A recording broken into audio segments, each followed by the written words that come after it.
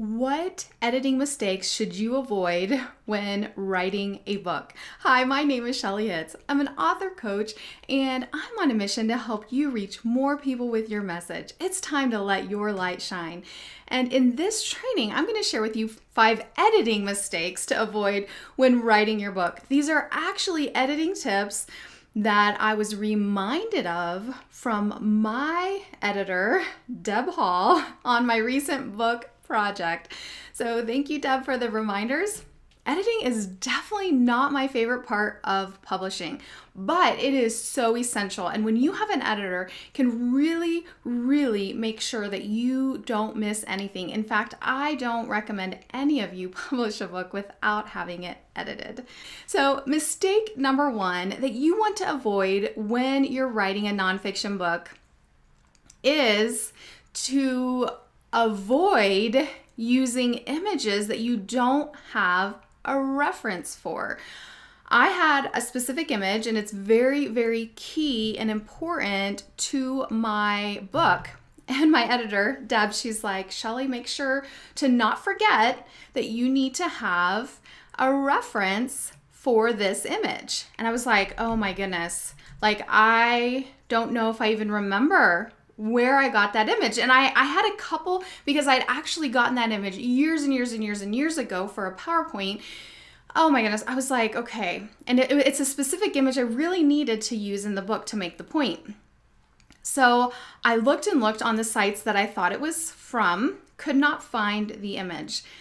All of a sudden, I believe God gave me the reminder, is I could go on to a reverse image search. I use the website tineye.com.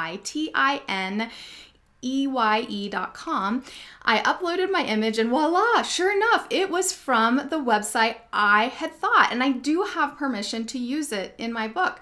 So I can now properly reference my image. You always want to make sure that you're using images, first of all, that you have the ability to use, but second of all, that you reference any images you use on the interior of your book. So that is mistake number 1. Mistake number 2 to avoid is using song lyrics without permission. So song lyrics, it's something that within the copyright law, and I've included additional information on copyright in Author Audience Academy in the published module. You'll find it there. I've included information on how to reference scriptures and song lyrics and different things, poems, but you really need to have permission. And I had used just one line from a song, and it was lyrics that my editor reminded me, Shelley, do you have permission to use these lyrics? She said, I would recommend that instead of quoting the lyrics, that you just talk about what was in the song, or maybe see if you can rework this a little bit, just so you don't have to go through the hassle of getting the permission. So I realized the song was Love the Lord your God with all your heart, soul, mind, strength, and it's straight from scripture. The song lyrics are straight from scripture. So instead of quoting the song, I said we were singing a song based on this scripture, and then I could quote the scripture. So there is the fair use law, and you are able to use small quotes, small things from copyrighted materials in your book, but be very careful. If possible, really try to avoid including quoted song lyrics in your book. So that was mistake number 2. Mistake number 3 is having inconsistent formatting. So one thing that editors are really good at doing is being able to really make sure that there's consistency in the formatting. You want to use an editor that uses the Chicago Manual of Style. That's it, Chicago Manual of Style. You want to make sure they're using that reference, and the Chicago Manual of Style is a huge book. Editors will know all of the things that need to go into your book, the consistencies, and that's one reason you pay them so much. So you don't have to learn that huge book, and so that they can take care of those things for you. But some of the consistencies that Deb Hall is helping me, she's my editor with my book, Broken Crayons Still Color. One thing she's helping me with the consistencies is how I quote scriptures, because I have a scripture, at least one scripture in every chapter. So making sure they're all consistent, then I have a certain flow for every chapter where I have different headings, and then I have different things that I have in there. One section is a prayer. And so she noticed some inconsistencies with how I was formatting the prayers, how I was formatting certain headings. And she was just really, really good at catching some of those inconsistencies. Editors tend to use what's called a style sheet. So that's something that she puts together for me, and then she can keep track of what we've decided on for the different formatting, because sometimes it's just a matter of your preference and how you want to set things up. But the mistake you want to avoid is you want to avoid there being inconsistencies in how you format those same types of things throughout your book. So a style sheet is really important. In Author Audience Academy, I have included downloads for you, a style sheet from an editor that gave me permission to share this information with you. I shared with you 2 blog posts on style sheets, and just so you can understand them. And it's in the lesson in Publish on self-editing your book. So if you're interested in that, you can look in deeper. But to be honest, if you have a good editor, they will keep track of the style sheet. That's their job. That's what you're paying them for. And I'm just kind of letting you know what it is. I really like working with Deb. She's very good with just catching all of these things. Our publishing company has over 50 books. I've published over 40. These are rookie mistakes I should not be making. But when you're in the midst of an intense book project, when you're writing all these things and you're doing these things and you're meeting deadlines, and like for me, there's so many other details, it's really nice to know that there's an editor that is able to work with you. Okay, here's Deb Hall's website. If you need an editor, is thewriteinsight.com, and it's WRITE, thewriteinsight.com. So a couple other inconsistencies she found was just the way that I capitalize different things. For me, I tend to like to capitalize any references to God, and yet sometimes I miss those things. And then just like I said, how the scriptures are formatted. So it's just really nice to have that extra set of eyes to catch any inconsistencies that you may have missed. The 4th mistake that you want to avoid is having chapters that are lopsided in length. Now, it's not a hard and fast rule. You can do it if you want. It's something that is really a personal preference, but typically what editors are looking for and what you want to try to do when you're writing your book is to have consistent lengths for each chapter. So I had a chapter that was actually significantly shorter than my other chapters, and Deb wrote me back and she said, Shelley, what you might want to do is, there are these concepts that you could actually elaborate on. It would help your reader to understand this point, but also it'd make it to a length that's closer to your other chapters. Oh, I know that, but I wasn't even thinking about it, when I was writing. And so that's now something I'm keeping in mind as I finish the rest of my book. In my particular instance, I'm using a beta group, and I'm finishing 1 chapter every week, sending it to Deb, and then Deb sends it back, and then I accept the edits, make changes, and send it to my beta group. It's a little bit different than what normally happens, and so I'm just kind of working with the flow chapter by chapter. But that's something to think about as you're writing. Are your chapters basically the same length compared to each other? That's something you want to try to do if possible. And then the 5th mistake that you want to avoid is just leaving out key information that will help with the flow of your book.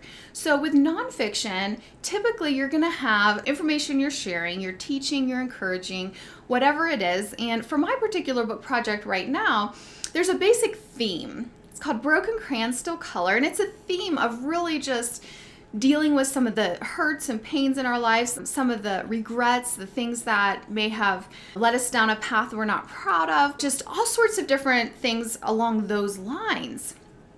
And there was a chapter that I just got back today from Deb, from my editor, and she was like, Shelley, it's a great chapter. I love the story you shared in it. She said, I do want you to consider maybe expanding a little more at the end of the chapter how this relates to your overall theme. oh, yeah, I mean, the chapter was on body image, and I just naturally, I've been ministering and teaching and talking about body image and how it relates to a lot of painful things, just like eating disorders and all these things. And I've been teaching that for years. I didn't even think to bring out that connection with body image and eating disorders and other things that can happen as a result of a distorted view of ourselves and our body image. And so I was like, oh, yeah. So sometimes we just need to have an outside view, but also just to be reminded of, okay, this is the theme of our book. This is the general feel for what we're going. And this is what I want my reader to always be able to come back to. This theme of broken crayons still color. No matter what has been done to you, no matter what you have done, God is able to take your mess and turn it into a masterpiece. That's my main theme of my book. And so I want to make sure that I remember to tie back in that theme as is appropriate. And then in my book, I have a section, I always like, if possible in nonfiction books, not always, but when possible, to have application to your readers' life. So it's not just about you, it's not just about the teaching, it's about them either applying what they're learning, if it's a teaching, or if it's like more of a Christian living devotional type book or Bible study, you can actually give them application steps. And so I have some application steps and some reflection questions. I have a coloring page they can color while they're going through the reflection questions. And there was one chapter Deb sent back to me and she was like, it was just kind of an abrupt ending from your story into then the application to their lives. And it was a pretty deep topic in that particular chapter. I think it was the chapter I talked about the sexual abuse that happened to me when I was in middle school. And so I thought, oh, yeah, what the flow wasn't really there as far as like from my story and my testimony, what God has done in my life. Then flowing into that application part, now it's time for them to really, apply it. And so I was able to update that and add more information and have it flow better. So as a recap, the 5 editing mistakes that you want to avoid for nonfiction books are, number 1, you want to make sure you always have a reference for any image that you use inside your book. Just like on your book cover, you want to be able to make sure you have permission to use those images and that you reference them. I tend to use endnotes, so I have the references at the end of my book. You can use footnotes, whatever works best for you. Now, in a Kindle version, there are no footnotes, so those would just be at the back of the chapter or the back of the book. Number 2 is song lyrics. If at all possible, avoid using song lyrics because of copyright issues. You do have some fair use options, but if you're able to work around it, make sure you have permission, especially if you're going to quote long parts of a poem or song lyrics or something like that. Number 3 is to avoid inconsistencies in your formatting. So to make sure your scriptures are formatted the similar way, if you're going to italicize them or indent them, that the flow of each chapter is similar, that your formatting is consistent. Number 4 is to avoid making the mistake of having chapters that are really inconsistent in length. If you can have about the same length for each chapter, that's the best. And then 5 is just the flow of your book, making sure that it just flows really well. Now, earlier this year, I went to speak at a Christian editing conference, and I thought, this is interesting. These are editors. I'm used to speaking with authors, but it was really insightful. I went to some of the sessions. I learned a lot. And I actually was given permission by one of the editors to include her nonfiction editing checklist in Author Audience Academy. So if you're an Author Audience Academy member, you go into the Publish module. Inside the Publish module, you'll see a lesson. It's 4 steps for self-editing your book. And in that lesson, you can download the nonfiction editing checklist as well as the style sheet. I have links to blog posts and tutorials about how to use a style sheet and more information for you there. So that information is for you. If you're not yet a member, you can find out more at authoraudienceacademy.com. The biggest takeaway I want you to take from this training is to invest in an editor. Do what you need to save and skimp and to invest in a really good editor for your book. It will make the world of difference. It will just help your manuscript to shine. They're going to catch so many things that may just slip past you or other proofreaders. I love having proofreaders. I have a ton of beta readers, but they're even not going to catch certain things that an editor will. So definitely check out Deb Hall if you're interested, and her website is thewriteinsight.com, or you can also see my recommendations over at my website trainingauthors.com. There is a resources drop down at the top, and just click on recommended outsourcers, and there's other editing resources there for you. I'm gonna have to hop off. We're having actually a salsa tasting night with some friends. My husband and I love Mexican food and love salsa and chips. And so instead of having like a wine tasting or a cheese tasting or something like that, we're having a salsa tasting night. We're gonna bring in all these different kinds of salsas. You know, we have some of our favorites. They're gonna bring some of theirs, and we're just gonna have a good time. And if you found this helpful, please share it with other authors so they can also know how to make their manuscript shine. You can just share this video with them. If you're listening to the podcast, you can share this podcast, or if you're on my blog or YouTube channel, you can also share that with them.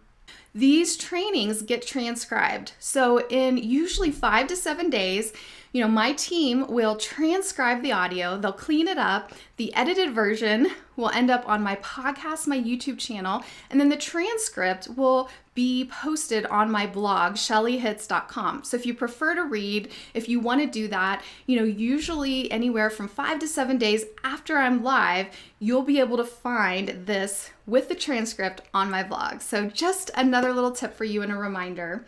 Well, you guys have a great rest of your night, and I will see you next time. Bye-bye.